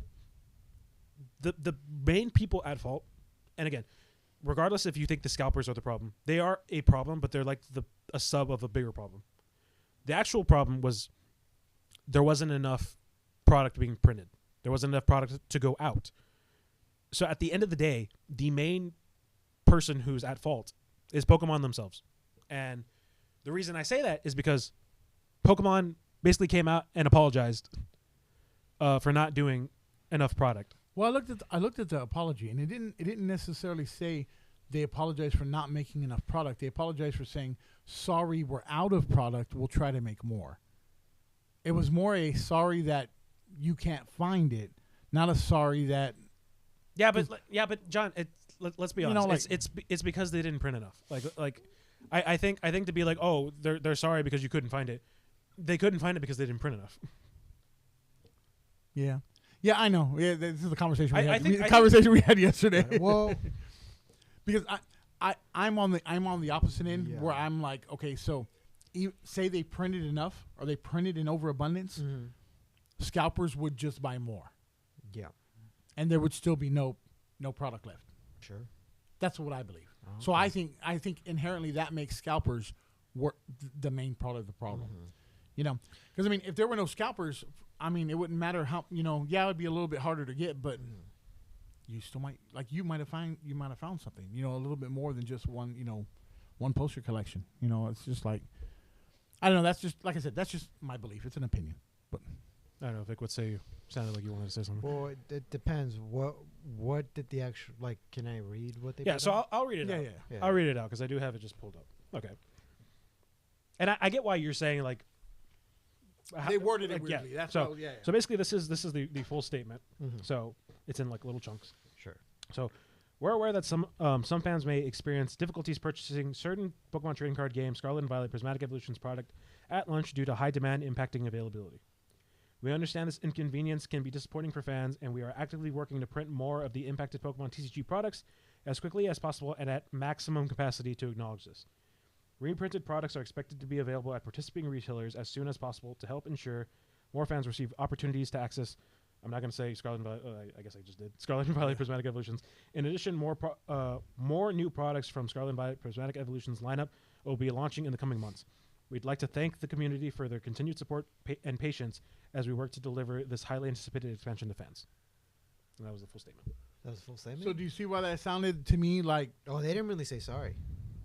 They didn't say sorry about it. No, but I mean, to me, it didn't sound like they were saying they printed less. It sounded like they were saying like, "Oops, there's no more." Yeah.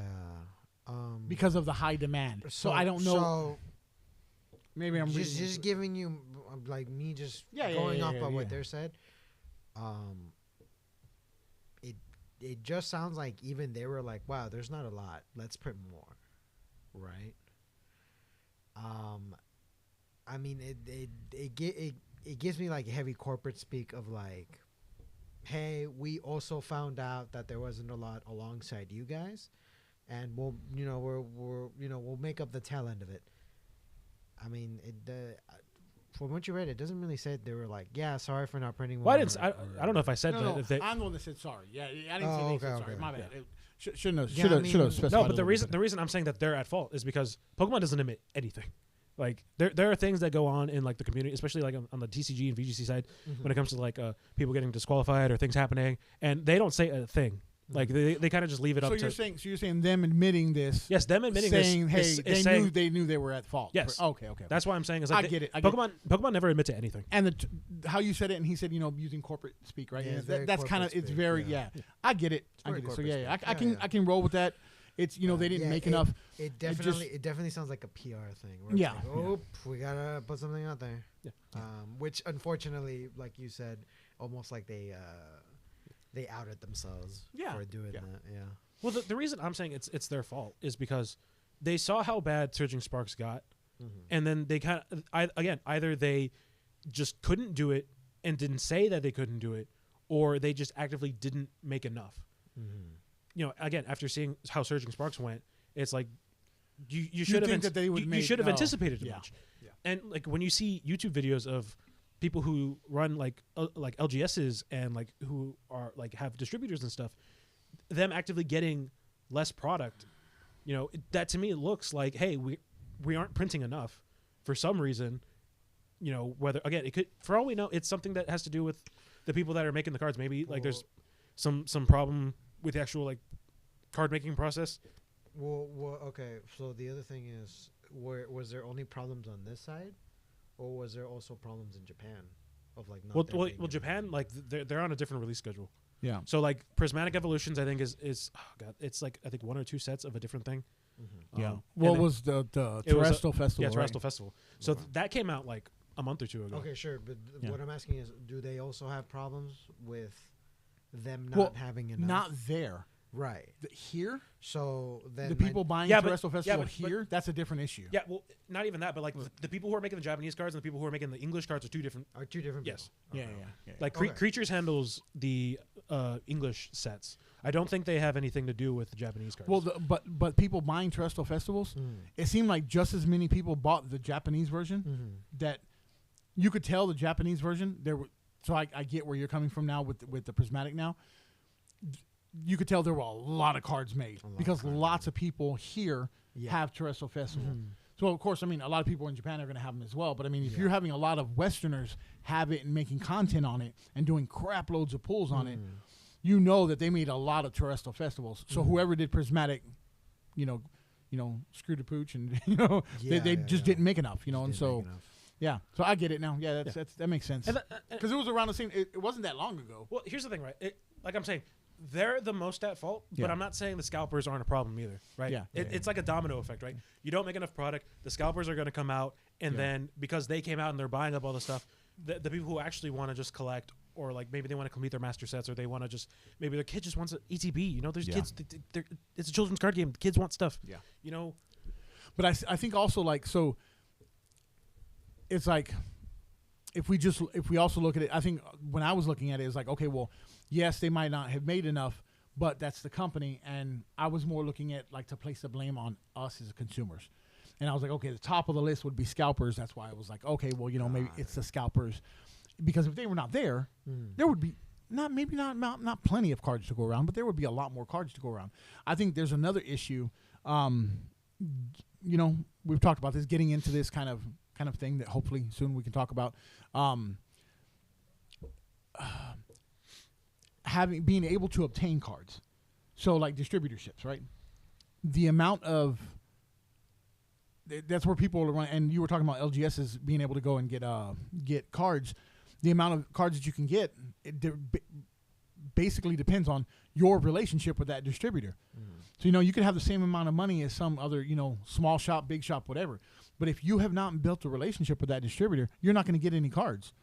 You know, if you're not buying in the off season when they don't have drops, you're not going to get cards when the new cards come out. And I think that's a really crappy practice.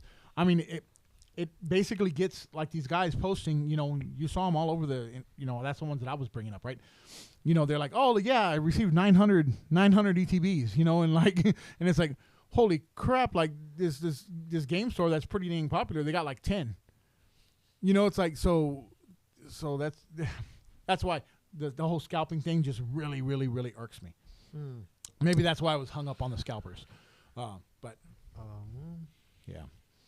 Yeah, I don't know. It's a mix of problems, and everybody's got their toe in, unfortunately. But also, not really the scalper problem either, but like it's the content creation now, right? People just saying, "Oh, I want to film myself pull 900 packs." You know, where would they fit into this? Because they're not collectors, or I mean, they would be more collectors, right? Content farmers. Or they just mainly for content creation. Because there's some people who I feel like they do it because it's easy. It's an easy thing to do. Granted, you know, spoilers like that. I would like to do that. Yeah, it's just a thing because it seems fun. Yeah. I mean, yeah. Check my ass. Because like there are people who like, I think they genuinely like want to like show like, hey, here's like, you know, there I feel like there's content creators that do it like genuinely, like they just want like because even like some of the big content creators like they've come out and like they've made videos like talking about the like literally earlier today before while I was at work, Leonhardt made a video, and he's like one of the biggest guys doing it, and he was talking about the situation, basically like kind of giving his 2 cents on like how we can fix it, who's actually at fault, you know, what are the actual problems, and he was kind of reiterating the stuff that I kind of said, and there's been a ton of people who have come out and basically have said that because there are people like that, you know, there's the fans and then there's the fans, you know, like the people who are like, oh yeah, I'm a fan, but they're only fans when it's convenient to be a fan. Yeah. And like there's the hot new set. It's like, oh yeah, I've been a fan forever, but they only show up when the big sets are announced and like the big cards. You know, again, fake fans. Like there's people like that. You know, there's people who like are very very quick to just hop on the next trendy thing and just, you know, because it sells. You know. Yeah. And again, you know, if you take away the evolutions in this set, it's just a reprint set. It's like, granted, again, as a player, I look at this and I'm like, yeah, reprints, cool. You know, if it makes it easier for people to get into the game at a cheaper price, you know, I'm all for that. But again, like in terms of like the totem pole of who's important, the TCG players, we're at the bottom of the totem pole. Like we kind of get like the brunt of stuff, or like if we do get products specifically for us, like they're kind of lame. like they're not very good. Like, you know, like some of the league battle decks that have come out, you know, they're okay, but like they're still not up to snuff to like what an actual competitive, like even like the one that most recently came out, the Charizard league battle deck.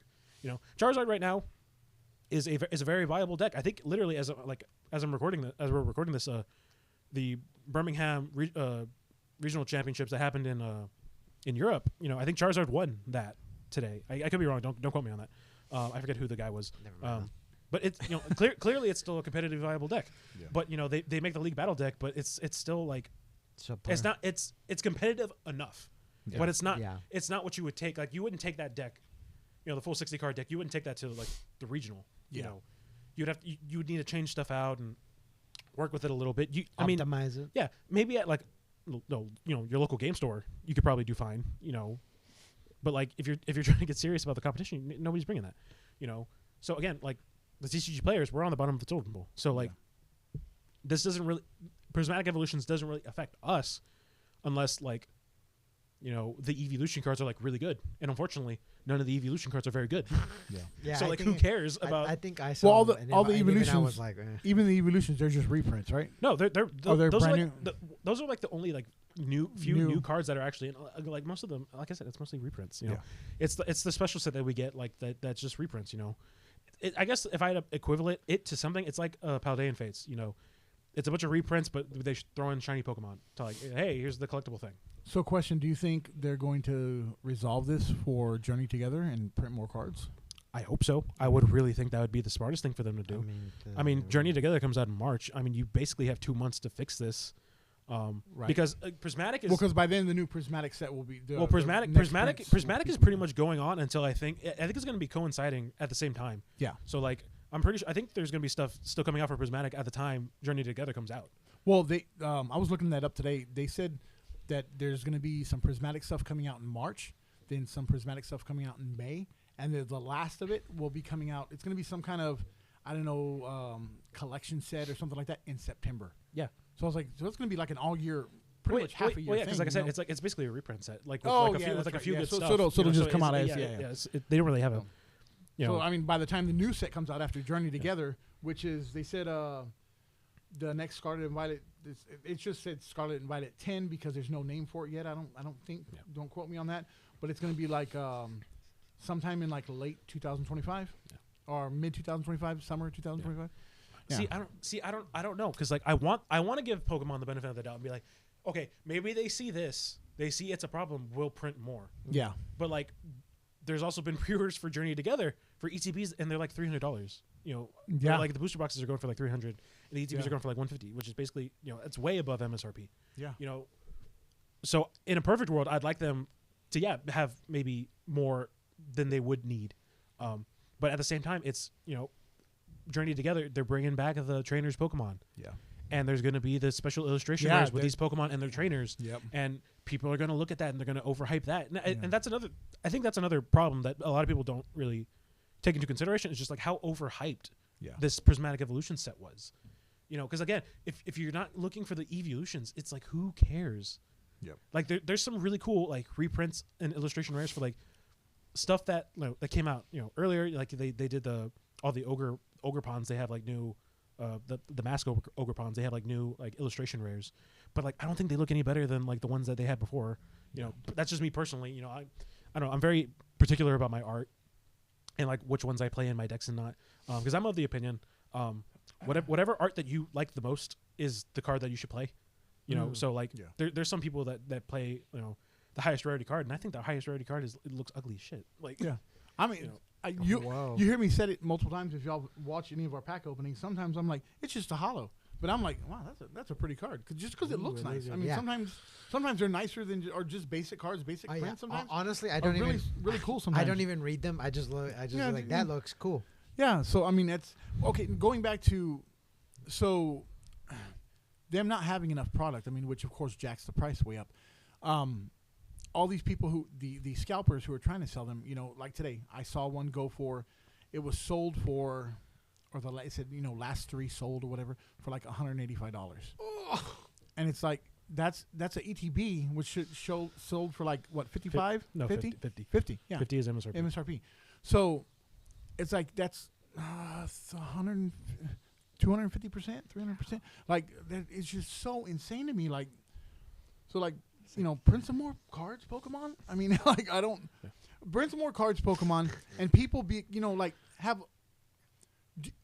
don't really need 900 ETBs, 400, 300, cut back a little bit on it, maybe, I don't know. I don't know what the issue is. I mean, I don't know if, I've always said like maybe they should limit it, and I know they're supposed. Well, I know certain distributors should limit it, but it's a mix of both problems. They should have printed more, but also people should scalp less.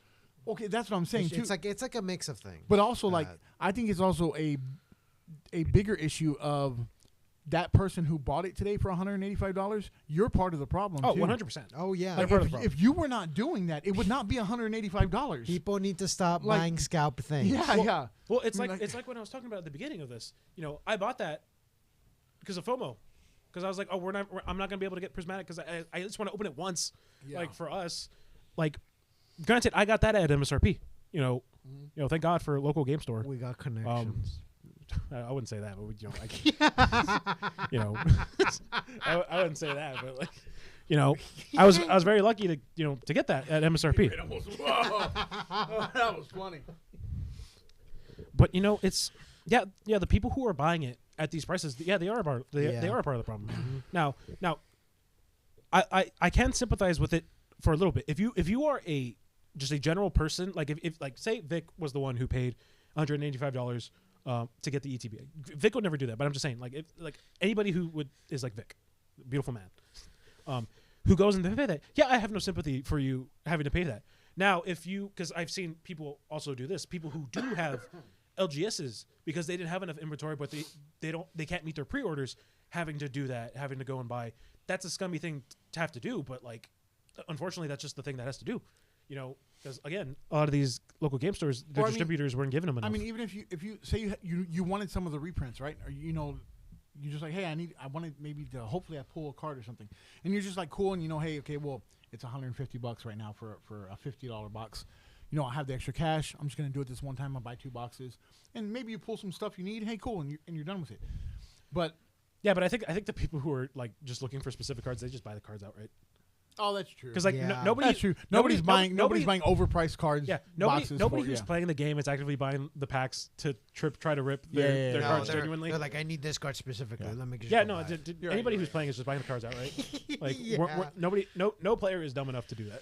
Yeah, I'm trying to give it a little bit of sympathy to these people, but no, you're buying it for overpriced. You're part of the problem. Yeah. Just simple. Yeah. Now going back to the LGS stores, again. I can have sympathy for people who, like, maybe I don't know. Let's say you had 100 pre-orders, and the distributor was like, well, we can only send you like 50, or even probably even less than that, because apparently it was really bad. They the amount that they would get is like what was like a percentage of a percentage. It was most like LGS were getting 15%. Yeah, it was very low. Yeah, we can send you 15. Yeah, basically out of 100. Yeah, out of 100, 15. And the shitty thing is, crappy thing is, they have to put that order for 100 ETBs. So the 100 ETBs at their price, whatever, they have to put the full amount. Hey, I'm ordering this. I'm paying for this. Yeah, and they basically got told after the fact, like, hey, you're only getting this much. Yeah, you're getting this much, so they get refunded. But it's like, wow, I was expecting this because of the relationship I built with you. Hey, last time I got 100, why didn't I get 100 now? So, Yeah. Because like, again, there have been people from what I've seen on the internet and people who have been talking about it who have either friends that own LGS stores or people who just know other people who know LGS stores. Don't be scummy about this either. Like if you charge somebody MSRP for the Prismatic Evolutions, like ETB, we'll just use that as the example because that's the most recent thing. If you charged MSRP for that, regardless how the market price is, I still think it's your job to uphold that, regardless if you think it's fair or not, because it's not the people who bought it's fault that the market price has gone up.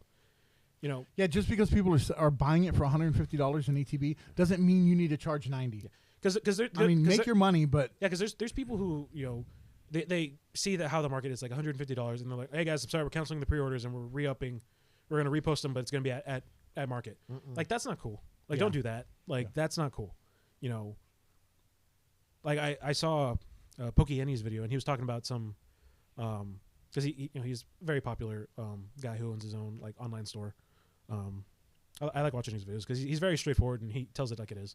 He was talking about the situation, and he was talking about how there was this like LGS store, who when he did the pre-orders he did it at market, but not at market, but at MSRP, but then the market went up, so he's trying to like counterfeit it. So he's like, hey guys, and granted he says it was a smart thing to do, but like the way he went about it was kind of scummy. Yeah. So he was basically like, hey guys, I didn't get enough, I don't know if it's that he didn't get enough or he saw the market and he was just trying to make a decent amount of money off of it. But he was like, hey guys, I know you guys ordered it at MSRP, but to make sure that you guys are real fans, wow, I'm going to cut the plastic off of the ETB. Wow, you're what? Yeah, they're cutting the plastic off of the ETB. That way you can't. Basically, it's to make sure people don't resell it. Which again, I kind of like. I get, but like it's also kind of a scummy thing. Sure. Because because the whole reason he was getting backlash is because he told them that after the fact. Oh. So it was like after the market went up. That's really crappy. Yeah. So he was like, now if you want it sealed, you're gonna have to give me $100 more. Oh my god! And this is where I have the problem with it. It's like that's not cool. That's not cool. Now no, it's not. That's horrible. Yeah. So then, naturally, some people are like, well, I don't want to do that. I'm gonna cancel my pre-order. And then what does the person do? He re-puts it on his website at market price. At market price. Sealed. And I'm just like, that's not cool. Now I did see somebody on TikTok before I got banned, and then come back. Why did you get banned? No, TikTok entirely. Oh, right. He said before I got banned. Before I got banned. Yeah. Before it got down. banned. Yeah. Before it got shut down. That's a whole different conversation. But I saw somebody. I think this is probably, if I had to run a game store, how I would have done it. So basically, the guy, release day has a giant line of people wanting to, get Prismatic Evolutions, because there's a line for like huge lines everywhere. Everywhere I saw it was lines on lines on lines. Like even before I was able to get this, there's a local game store by where we work, and I went to go over there, and I turned the corner, I saw the line, and I went back to work. And then because John was there. I went to go look. Yeah, and it was far. I literally walked back in and I was like, yeah, I'm not getting it. And then he was like, really? I was like, no, there's a line. And he was like, nah, it can't be that bad. And I was like, John, you go look. It was too Exotic Diamond. Yeah, I heard this. Yeah. Oh yeah. Anyway, so this going back. Holy crap. Yeah, I should stop name dropping stores. Yeah. Yeah. Anyway, going back to my little tangent. This guy, he sees that there's a line, and he's like, hey, we didn't get a whole lot. We're limiting everything to one. If you want more, you need to go to the back of the line, and then you're paying market price. So they're basically getting one of everything at retail. At retail. And then if you want more, you got to go to the back of the line, and you're paying basically market, which is like, at the time, I think at this recording, it's like $150 for ETB, something like that. I think this poster collection is like $45, which is insane because it's three packs. 3 times the it's crazy. Yeah. Granted, the ETB. Yeah, that's I saw some of the packs going. The sleeve boosters, I think they're like $20. They're going for $27 a pack. It's crazy. Yeah, but a 5. But anyway, Jeez. going back to that, it's like that's probably how, if I had to do it, I probably would do it. Yeah, because again, I think you have to uphold your promises. Yeah, basically, because if you want to do good business, you should. If you want to maintain trusted relationships. Well, I mean, if you're gonna be a local game store, knowing how Pokemon is and knowing how, because it's not an issue that's just unique to Pokemon. It happens sometimes with Magic, happens with Yu-Gi-Oh, One Piece, every TCG out there. You're not gonna get every everything that you order. So why offer pre-orders? Hey, first day it's gonna be first come first serve. I understand some people can't be there at that time. I'm sorry. That's not the local game store's fault. That's not anybody's fault. It's not even your fault. You just, life gets in the way sometimes, and you can't be there. But you get there, and the place, like that place, or like say, you're running the store, I'm running the store. It's like you come in. We're very limited. We got 10 items out of say 1,000 we ordered. Okay, well we have 10 items. The first 10 people, they get one item in each, and that's it. I apologize. We'll order some more soon, and when it's in, we'll let you know, and you can come back and buy some. That's pretty much it. You have no control over that, right? I mean, you have no control over the distributor, what they send you, and that's, you can be as fair as possible. I mean, because, or like, people are gonna look at it like, oh well, you're cheating me out, and you help this person even more. It's like, no, just So I get it. It's a rough situation because you don't what are you gonna do? You're gonna err on the side of this side or this side. So it's I was watching a video by I was trying to look it up right now, but they have a store here in Texas, Gamers Heaven. They're on TikTok and YouTube and everything. He was one of the guys as well. He's like, they usually don't order a lot of Pokemon there. They have more collectibles and stuff like that. But he's like, yeah, we only got like 15% of what we ordered as well. And it was just like, that's really, really crazy. But yeah. Again, like, I guess to sum it all up, again, I really just hope that this is resolved by the time Journey Together comes out. Yeah. Because again, I think this is different from when the Rona was around. Because that actually was, they couldn't meet the demand because all the factories were shut down. Whereas this is different. Whereas they just didn't make enough. Yeah. And they clearly could have, and they just didn't. But even then, like when that was happening around, the middle of the pandemic, everyone was at home. People had nothing better to do. People got nostalgic, and the nostalgia was basically what was taking over. Because if you look at the sets that were being scalped at that time, it was like Champion's Path and Vivid Voltage. Both of those sets suck. They are the worst things to come out of the Sword and Shield era.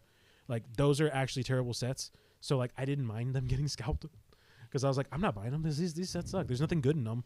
The only really good card in Vivid Voltage is the giant Rainbow Pikachu VMAX. And even then, that card looks ugly. Like, why would I want it? I'm sure that card's expensive now, but, I didn't care at the time. And then eventually it got fixed. Like, I think the one thing that people should take away is just be patient. Yeah. Just be patient. I'm not saying you like. Now, granted, if you can find like if you're randomly out and about and you find an ETB or a poster collection or just a random pack at MSRP, and you want to buy it.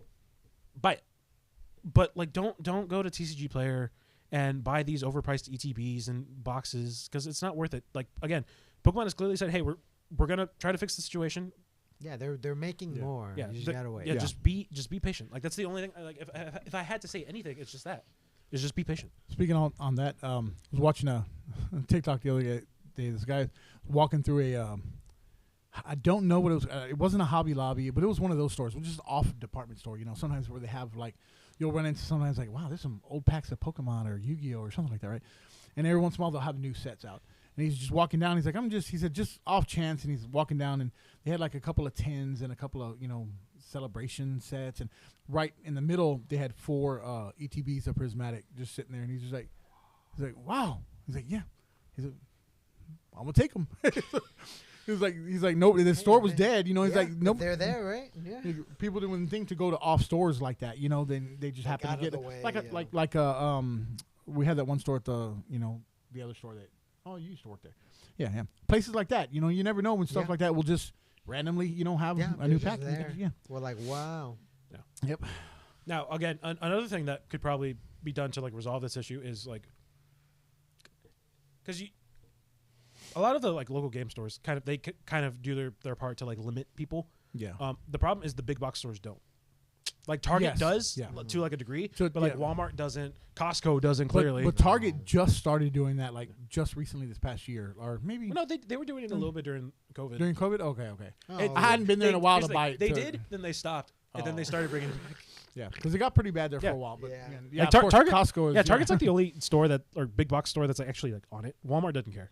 Yeah. Costco clearly doesn't care. Even though I did see somebody apparently online show that they were putting a limit. So I'm hopefully that's just the case at Costco now. They're all getting on the same page. There was another video after the fighting video. Yeah. And the Costco employee is telling them, you can hear them clearly telling them, just five five only. And guys just walking off with like, I don't know. Like, yeah, but it's also one of those things where it's like if they're clearly telling them 5, they're going to get to the register and they're going to be like, sorry, like it's 5. And if you have a problem with that, get out. Like, that's true. That's what I would have done. That's true. It's like we clearly said 5. You're not taking more at than that. At that point. Yeah. It's like come on, you gotta abide by by the rules or get out. Yeah. Because again, that's one of those. And things. I wish places did that. So hopefully they do that now. Yeah. Hopefully that's Yeah, because I remember they were putting like I remember a local game store. They put out a statement basically being like, hey, we're limiting 2 items per person. Yeah. Because we were just it got bad. Yeah. And weirdly, they were like the last people I thought they were going to do that. Because like it's like, I didn't think they cared that much. Yeah, they're on it. But they were like one of the very few people that were on it, and I was like, good for them. You get a little bit of respect and brownie points. So yeah, that's our kind of take on again this whole situation. Again, it's a very messy situation. Yeah, again, to reiterate, I guess to sum everything up, the most fault is at Pokemon. Then it's the scalpers. Then it's the people who are kind of tricking you into thinking you should have it for the fear of missing out. Yeah. That's a big one too. Yeah. And then it's like stores not limiting the amount that people could buy. Yep. But even after all that, just be patient. Just be patient. It's a virtue. Yeah, patience is a virtue. I'm not saying you need it right now, but like, you can wait. Yeah, don't be mad. You may want it. Just hold off for a little bit. Yeah, don't be mad that you didn't get it. Because like again, they clearly know the situation. Mm-hmm. They know that they're in the wrong. Mm-hmm. They're gonna work on it. And like it's like they said, like just because you missed the ETB and the poster set and just I think the random singles maybe, I don't know. Again, I don't actually know if they sold single packs, right? I think I don't know if they've released them or if they, because I could have swore I saw some. Let's just say that they did, just for the sake. Unless they did. But they're gonna release more products. Yeah. I think there's that one that has the Eevee bag in it. Like the little dice pouch or whatever the heck it is. They're going to be releasing more stuff. You're going to have more opportunities. And by then, new sets will be out. Hopefully, the people will be buying the other sets. You can buy some Prismatics for retail. Yeah. And, like just be patient. It's I know it's easier said than done. Yeah. Just be patient. But I don't know. Have faith. I don't know. Yeah. Going back to what you were talking about earlier, you mentioned just the current regionals going on, right? Y'all are going to regionals. Oh yeah, this week. yeah. I guess before we end the episode, go to the pack thing. For Yeah, this yeah, weekend. Yeah, this I just wanted to weekend. mention it. You know, maybe they'll give a little bit. Yeah, We'll yeah. talk about it next week once they. Yeah, you know. we mentioned it on one of our podcasts. Yeah. But we'll reiterate it here. This weekend, at the time of this recording, will be the San Antonio regional. Yeah. Me and Vic will be there. If anybody's watching this, who's also going, I don't know. Yeah. I don't know how far this is You gonna. can say hi. Yeah, it's gonna. Yeah, you could say hi. Me and Vic will be there. I doubt anybody's gonna want our Just autograph walking or around. a picture. Hey, if you want to yell at us for our bad takes, we can. Yeah, also- yeah, There you go. There you go. Yeah, if you want to contribute to the discussion, or give us Go prompts. tell Ruben he's wrong about Jujutsu Kaisen. Yeah. Go yell at him a little bit. Yeah. But no, that's just It's a little fun thing. I'm gonna go check it out. It's gonna be Vic's first regional. Yeah. I went to the last San Antonio one in 2023. We're not going as players. We're just going as spectators. We'll probably just watch the featured matches. We'll probably go to like one of the little booths that because You see anything cool? Take some pictures, film Well, stuff. Yeah. I'll probably buy stuff. Yeah. Not anything over MSRP though. Yeah. Definitely not. Again, we have patience. But yeah, I guess with that, we'll get into the Prismatic Evolutions stuff now. Yes, we are not just keeping time it like to this. open the- Yeah, we're opening actually it. gonna open it, which is Yeah. crazy. What we're actually gonna do is we're gonna scalp it for $500. Yeah. Yeah. Yeah, I don't know. That thing's hard to open. I mean, you got it. It's going to be a $5 donation to Cash App. Just after 500 donations, we'll pick a winner. Yeah. Yeah. All right, so we got. That's rude. Yeah. Oh God, this poster is huge. Whoa. That's a big Hey, we poster. can put it Holy. up there. Hey, that's a Oh nice my poster. God, that's so cool. There's like. Oh, okay. That's a There's a nice mic up poster. Yeah, whoa, dude. This No, the back poster is even better. Oh my God. Yo, this I hit the mic. That's actually really cool. That's really cool. Oh, it's got all the Eevees. Yeah, look at all the chase cards that you're not gonna be able to get. And then there's a Bro, I back now poster. own all the chase cards. I don't need to buy them. And then there's a That's back a poster. nice. Yeah. This is a good one. We should get a frame for this. This Yep. actually You looks should definitely get a You know frame. what? That sounds good. Yeah, we'll get a frame. Maybe, Yeah. maybe we'll get a frame for this and Yeah. Keep it. Fold it up let's nicely. fold it back up. That's really cool. Man, I kind of want to get another one so we can have two posters. We can have the back one. Only at MSRP. Yeah, that's cool. That's awesome. That's actually. I don't know if it's worth the $15, but that's pretty cool. Because at the end of the day, it's 3 packs, and you get the 3 promos. I guess it's cool. They're cool. They have the special. They have the special promo hollow. We all chose our favorite Eevees off of there. Yeah, there's the 3: Flareon, Jolteon, and Vaporeon. I would pick Jolteon. I pick Vaporeon. And then I was on the fence between Flareon and Vaporeon, but I chose Vaporeon too. All right. Well, now that we got that out of the way, this is our weekly segment where we roll dice and we see Who picks first? Yeah, who picks first. I picked 3, 3, and 1, so me and Vic have to re-roll. Gross. John's picking last. I rolled a 4. Vic got a 1, so I'm picking You're first. trash. You go with Concord. Now, which one do I want? Oh, it doesn't matter. You're not going to get hit. Yeah, probably not. I'll pick this one. Ruben's going to pull a God pack. I'll get the one with the OGs. Ooh. Right? Ruben's going to pull a God pack. Put a card back. Dude, if I pulled a God pack I will lose my crap. on camera, that's good. Now, I probably will have to look at their cards because there are Master Ball and I was Pokeball. noticing people pull these really easily. Tear. That tore way Very easy, right? That was way. It was like that I was the barely touched easiest. it That's the easiest pack that I've ever pulled torn. in TCG history, like ever. That was They made this really fragile, huh?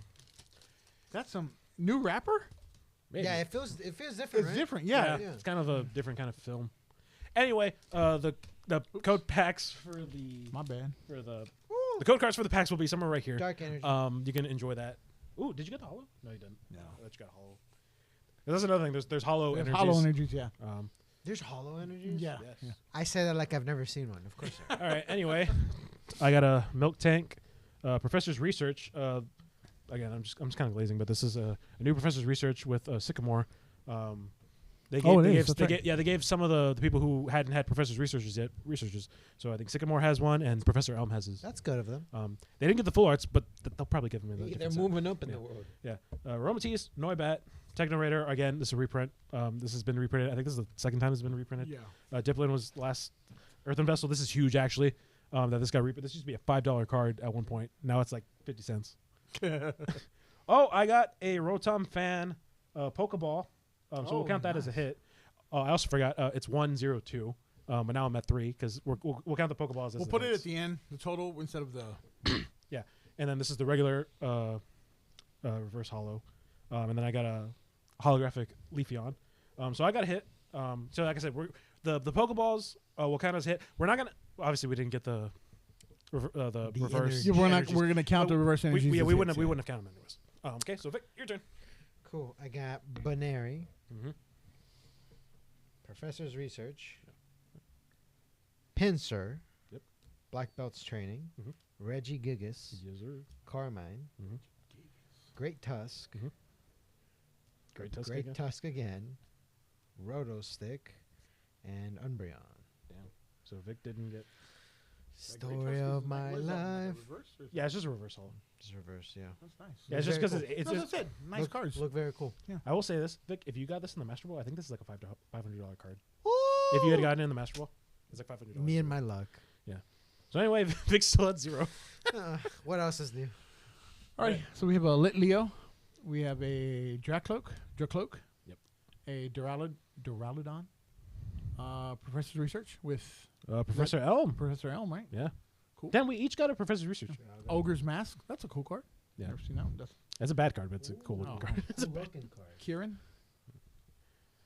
Slowking. Fan Rotom. That's just reverse. Yeah. Earthen Vessel. Ooh, that's a nice card. Amorous. Oh, he got a full art Emerus. Yeah. Cool. Nice. So John is at 2. Vic's at 0. That's a and, nice card. and I'm at 3. Hey, Vic, here's the thing, Vic. You were dead last, and then you won. So like it really doesn't matter. Let me get these. Yeah. I work better when I'm at the bottom. But anyway, I hope you guys enjoyed our rant. Yeah. Kind of a rant episode. That's but great. I'm gonna be honest with you. When you were talking about it, like when we started talking about the Pokemon, I kind of zoned out for a second, and then I came back in when you were. Don't the cards feel different too? I don't know. I didn't. These are the energies. I feel better if I touch. Oh, like these ones specifically? Don't they feel thicker or feel different? Are they? You know what? My hands are cold. Yeah, that's probably it. That's probably. Anyway, Weird. we hope you guys enjoyed the podcast. Yeah. Maybe you don't agree with our take. Maybe you do. It doesn't matter. It's ours. Yeah. We're entitled to ours. You're entitled to yours. Yeah. Maybe you agree with us. Maybe you don't. But Honestly, just let us know how you feel in the comments. Like, Yeah. like if you really want to like have a talk about Yeah. it. I mean, like, there's comment, subscribe. to be fair, there's not a lot of people to blame here. It's It's you a know, like I said at the beginning. It's everyone's fault. It's everyone's Like fault. nobody's in the right. It's a group effort of whose fault it was. Anyway, Yeah. like I said, me and Vic will be at the regional. If you happen to see us, if you don't, I don't care. Yeah. But anyway, that's gonna be it. It is cold, so we are gonna be glad to close out the podcast. Anyway, my name's Ruben, I'm Vic. And I've been John. and we will see you guys next time. Peace. Peace.